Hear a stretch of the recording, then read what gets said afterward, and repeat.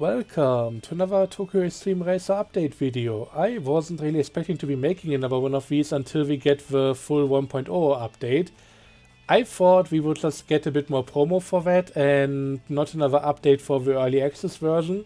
But here we are, bit of a surprise, and it is the Perk Overhaul update. To be fair, that has been announced before, but I thought it would just be coming as part of the 1.0.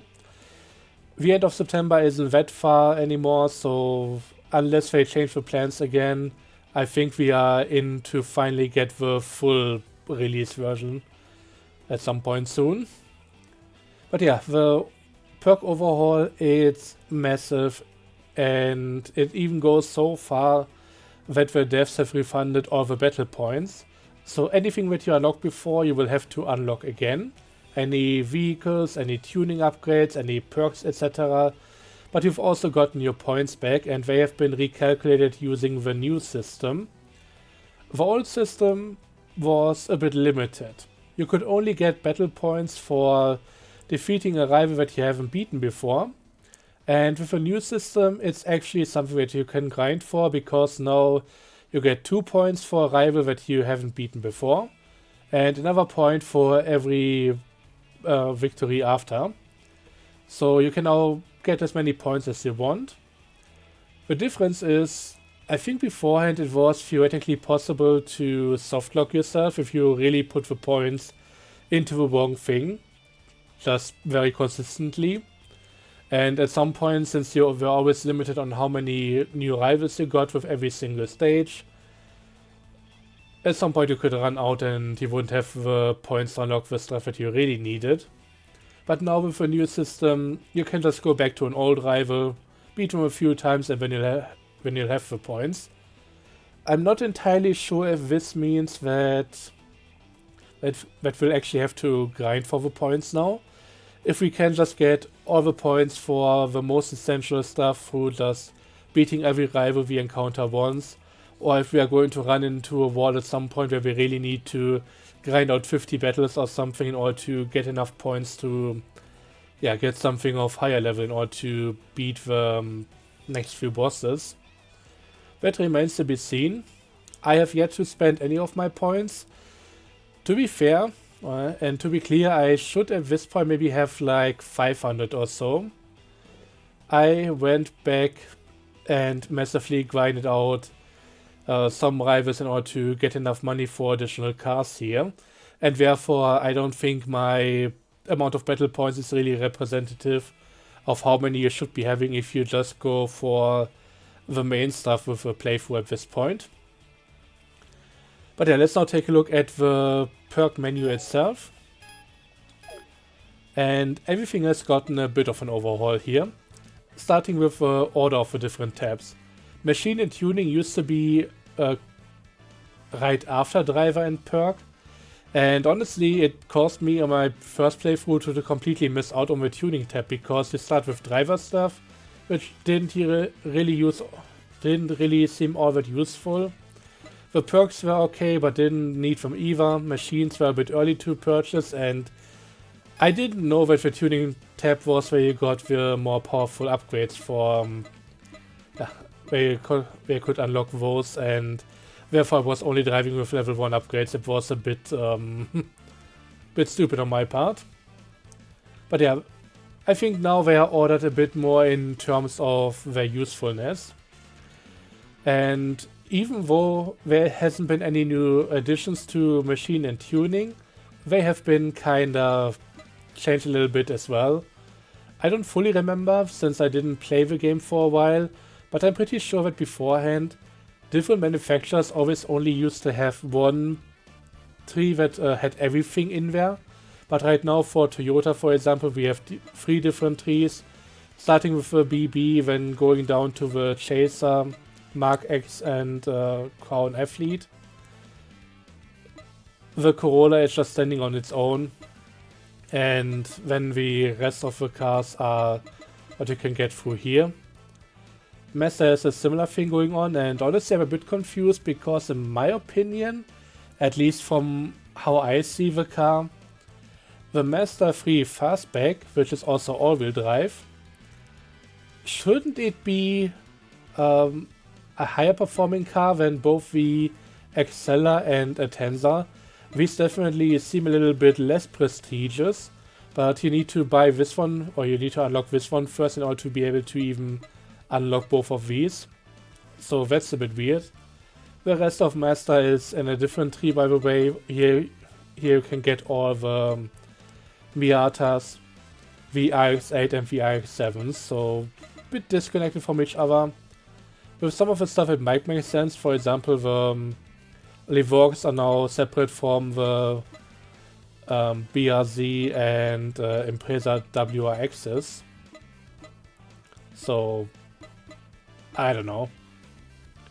Still remains to be seen when you unlock them. With me having everything done already, I can't really see at which stage everything would be available. And once again, once you get the full release, I expect some of the stuff to maybe even change further. Maybe we'll even get a few more early game editions in terms of new cars, but who knows. There's been a bit of promo, but it looks like a lot more late game cars, which also makes sense. What doesn't make much sense in my opinion is the change to the tuning menu. First up, it's a bit confusing that we now have level 1 tuning upgrades to unlock here. I would have to try a new playthrough in order to see how this really works out. But what I really don't like about this, beforehand, if you had something of the same level, it used to be on the same height here. Now, if you want to go from clutch level 1 to transmission, you need to go diagonally, then further down and to the right for the LSD, then up to the right for the brakes, then down to the right for the suspension, down to the right again for tires, and then up to the right again. It's a bit of a weird zigzag. I think beforehand it was a bit more nicely organized. But yeah, let's talk about the really new stuff. This is the new skill system. The first big change, we can now invest into a second skill slot, so we can have 2 skills active at the same time. Some of these things are also passives, which is a bit confusing. For example, SP Enhancement G, that gives me a max XP of an additional 150. You know what, let's just buy this one. I'm kinda curious how this is going to go. I can buy another few and these are just going to be active all the time. But most of these, they say in the info activate in the garage screen. So yeah, you actually need to turn these on in order to have them active. And that means you cannot have all of them active all the time. But yeah, a lot of these feel a bit redundant. There are a lot of things that allow you to regain SP. So, oh no, this is just increasing the SP gauge. But by just going over here, self-love level 1 restores SP when performing clean cornering. Slightly restores SP when using the nitro system. Stuff like that. Restore SP by dealing damage to the opponent. During a single course run, increase max SP gauge by XP gauge, by 30 for each victory is some interesting stuff, some a bit weird. In consecutive SP battles, so I guess the ones where you beat one and then have to move on to the next guy right away, you recover some SP from the start. I don't know if these battles happen often enough to make it worth having a skill for that. But if you were struggling with them beforehand, these will definitely come in handy as an option. We also have some attack bonus again, and this is pretty similar to what it was beforehand with the attack and defense. Increases base value of attack power by 20. I don't know what it is by default. If it is 100, then this is only a 10% increase. If it's 10, then it's a 100% increase, so who knows. I think I might be able to see on the main screen, so yeah, if I want to go further in depth, I could probably check that out. But yeah, we can now also change the distance at which you can damage your opponent, reduced by 3 meters, 6 or 9. There's also a defense perk in the same vein that allows us to extend the distance before we take damage from the opponent. So these two, for example, would be pretty interesting combined. Getting the damage in much earlier, but also being allowed to go further behind before you take damage. And yeah, a lot of other stuff is just...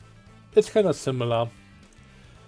For me personally, it feels like this is going a bit too far into the RPG direction here. I know a lot of perks in those games that work pretty similarly, and yeah, they are definitely useful there, but for a driving game, potentially even something that you want to call a racing game, I don't love it, I don't hate it, it's just a bit weird in my opinion. The game didn't need it. I think that's where I land on. And you can also get the toughness, which gives you, for example, reduced tire wear, reduced nitro consumption, stuff like that. So there's potentially a lot of stuff to put your points into, depending on how you want to make yourself a bit more efficient during battle. The perks, however, they are permanent, and they are pretty similar to what we had before, but also kind of rebalanced. We can now get massive reward increases for rivals, so that's pretty nice, up to 40%. We can also get our wallet limit increased, and to be clear, from the start, the wallet limit is up to 10 million. Used to be 3 million before this update. That was really tight. This is a really good budget, so we don't need to invest money into cars just because we cannot afford to get more money in the wallet. But yeah, the increases are maybe a bit ridiculous, going from 10 to 50 to 100 to 200 and then 500 million. Like, I don't know how you'll even get that much money. There's a similar thing going on for battle points, and in my humble opinion, if you need capacity for 2000 battle points, then you are likely out of things to put your battle points into to begin with. Like, I guess it's at 100 now. 200 makes maybe sense, but most of the time you likely just want to invest the stuff right away. Unless you are on a grinding session and yeah, might just need to beat the next boss in order to get the stuff unlocked to invest into. I don't know, but this seems like pretty high. You would need to get 100 fresh rivals beaten or 200 repeat battle wins in order to even get this far with the battle points, and that is after spending the stuff on everything that you want to unlock. Oof, maybe a bit much. There are also some purchase price reductions, 12% of the regular price for tuning parts,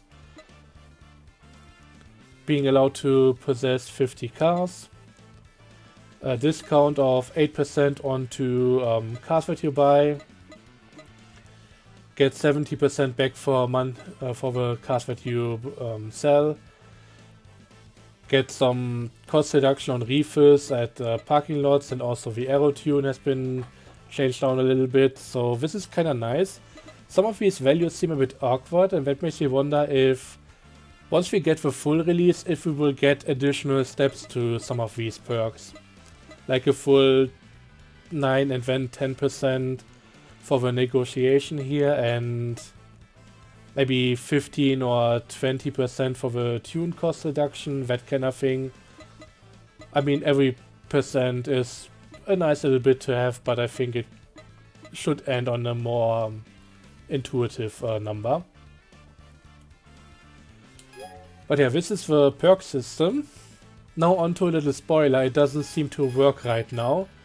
If I go into my tune and let's be clear, let's go back into tuning real quick. I have nothing unlocked here. And even level 1 tunes should be locked. Same for the machines. I only got the 3 starter cars. But if I go into the tune menu right now, I mean, of course, I'm keeping the stuff that I purchased already. I didn't even buy a suspension upgrade, but if you go in here, yeah, I can just go and buy the highest level one. I shouldn't be able to do that because I haven't unlocked that thing again. And even if we go to the dealer, same story there. Like, let's take a look at Nissan, for example. I shouldn't have all the late game cars available. But here they are in the menu. I just cannot afford them because I don't have enough money. But yeah, this is a bit weird. Might just be a bug. Might be something that's fixed if you start a new playthrough. I don't want to do that until we get the 1.0 version. So we'll have to see about that. Anyways, I also want to try out something regarding the skill and SP bar. So let's go and check that one out. Let's go into the course because since I bought some of the SP limit increase, I should have more SP available than I can fill right now in a battle and stuff like that. I don't know how it's going to work. I want to figure that one out real quick. But yeah, a few other things in the meantime. Rivals now have more driving styles, so they might be a bit more defensive, trying to block you off. They might be a bit more aggressive, maybe even try to sabotage you, put you into a wall or stuff like that. They have changed the AI to give them a bit more personality, which hopefully is a bit more in line with the earlier games, because that was really a big thing there. And it feels a bit tuned down in this one, or at least felt up until this point. Also, by the way, I don't think I really mentioned it before, but there was a minor patch after the last big update, and we can now turn off the shift alert sound, which really got annoying. And then let's get into a battle and see what the SP bar is doing. Seems to just fill up as per usual. I don't really know what's going on here. Also, and you can see that with my opponent there. And let's just confuse the hell out of him. They can have the same skills as we do. Some of the bosses even have 2 available. So that's something that I really like, but I don't care for the perk system itself. You know what, let's just stay on the right hand side here. It's a bit easier talking while I don't have to care too much about the corners. I think this is really nice because it means that we are not just getting some unfair things that nobody else has access to. I should maybe also increase my top speed here. It seems to be a bit low. I might have accidentally bought an engine upgrade for this car recently. It used to be for one of the earlier stages, and I just partially upgraded to endgame stuff now. Which I should be grinding for anyways, but yeah, the settings aren't really checking out right now. You know what, let's just dive on to the next boss. But yeah, opponents can now also have skills similar to you, so that's immersive in my opinion. Feels a bit more fair. They also changed how tire wear works. So if you just play without the additional rules, tire wear is going to be reduced. You can stay out twice as long as you used to before your tires are going to give out, which I think is an okay change. It was not too harsh in my opinion, but having them last a bit longer. Oh, I also didn't notice that guy having NOS active, so that's pretty cool. And he also has 2 perks available right now, so once again we can see that some things have changed here.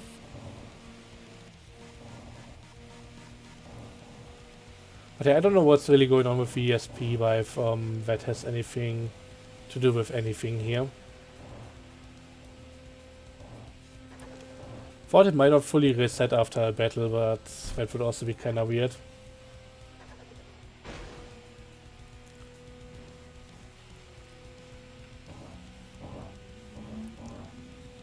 But yeah, anyways, the tire wear.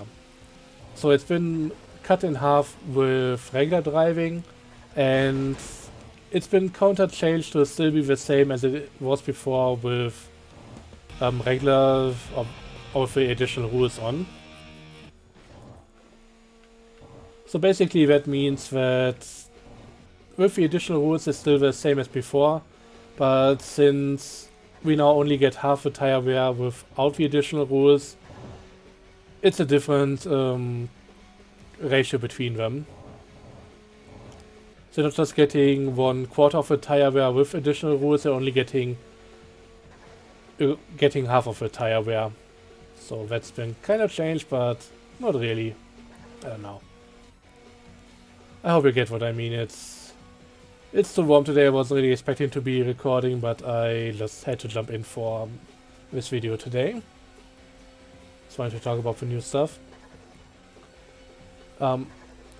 Something that I'm not entirely sure with how it's been worded in the change notes, but drivers seem to be getting stronger in later chapters now. Not just with repeat occurrences with new cars like what we have with Eternal Polaris, but also potentially just making everybody a bit faster so that, yeah, you can still have a somewhat decent battle against some of the earlier game people if you encounter them again.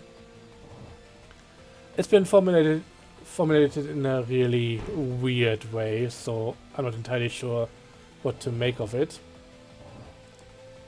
There's also now a separate category for unfinished goals from past stages, so if you didn't go for all the rivals, they should be coming up in a separate list now. Once again, I'm on a playthrough where I have beaten everybody, so I don't have that anymore. But yeah, it might be a cool thing to just see that there are a few things that you don't need to take care of necessarily. And last but not least, I would like to talk a bit about the recent promotions on the Genki channel. They have shown off a few new cars that are going to come out with a full release. A few Nissans, Toyotas and Lexus. One thing that I really like is that they have shown off the old Nissan Skyline. Not the R30, but the one from the 70s. So that one is, yeah, one that was also in the earlier games, and I hope we get a few more classic cars, because I think, especially when it comes to cars from the mid-90s, like the MR2 and the Celica GT4, stuff like that has been so iconic, and it would be a shame to not have it in this game. But yeah, as it stands right now, we are getting about 2 of these videos per week. There are about 5 weeks to go. I'm not entirely sure what to expect for the full release. No sign of Honda yet. I kinda hope that they have already dealt with a Honda deal a while ago. It would be kinda weird considering how strapped for resources they are, that they already have modeled all the cars if they didn't know that they would really be able to use them. So I hope Honda is going to be included, but as it is right now, I'm not entirely sure how many cars we are going to get that they won't show off to us. So as it stands, I expect about 10 more showcases until we get the full release, but I don't know how many actual cars there are going to be in addition to all of that. I hope for quite a few, because in my opinion the car roster isn't the greatest right now, but time will tell and we can only hope. I don't want to buy too much into the hype. I know the game is going to be good when it comes out. It's pretty good already. But in terms of how good it could be and how good some of the older TXRs were in these kind of categories, I think it's going to fall short there, and that's going to be okay. I would love this to be the definitive version of TXR, but that might be something to wait for until we get another game and then go and see from there. This will just have to do with being a good game, especially in a kind of field of racing games where that's a rarity right now. So yeah. I expect good things for TXR, and I hope that in the future we will get more racing games from Genki after this, because this is most definitely going to be quite the hit. And the team definitely deserves all the good things that come from that. So looking forward to seeing the 1.0 update. I don't expect there to be anything in between then and now, but we'll have to figure it out. We'll have to see. Until then, thanks for watching. I hope you enjoyed, and see you guys next time. Until then, have a good one, and bye bye.